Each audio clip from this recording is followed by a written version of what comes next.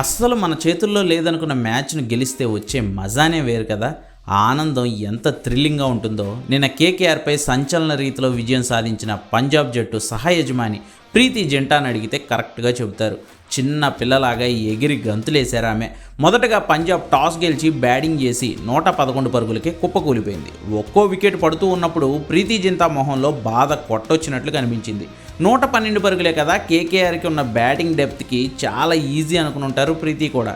కానీ పంజాబ్ బౌలర్లు అయితే అద్భుతమే చేశారు.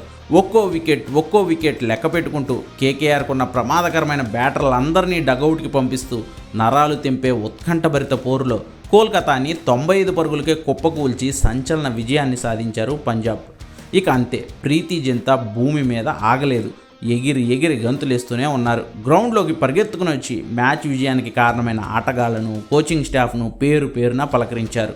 చాహల్, పాంటింగ్లను అయితే హక్ చేసుకుని మరీ తన హ్యాపీనెస్ను చాటి చెప్పారు ప్రీతి జింటా. అచ్చం Sunrisers owner Kavya Maran లాగానే ప్రీతి కూడా ఎక్స్ప్రెసివ్. సంతోషం వచ్చినా బాధ వచ్చినా ఆమె ఫేస్లో ఈజీగా కనిపించిపోతుంది. అలా 17 ఏళ్లుగా ఓ కప్ కోసం ఎదురు చూస్తున్నారు ప్రీతి జింటా. ఈసారి ఐపీఎల్లో తన సహచర నటుడైన షారుఖ్ ఖాన్ టీం అయిన డిఫెండింగ్ ఛాంపియన్ కేకేఆర్కి షాక్ ఇచ్చారు కాబట్టి ఇన్నేళ్ల ప్రీతి ఎదురుచూపులకు పంజాబ్ కింగ్స్ ఏమన్నా ఫలితం ఇస్తుందేమో ఈసారి చూడాలి.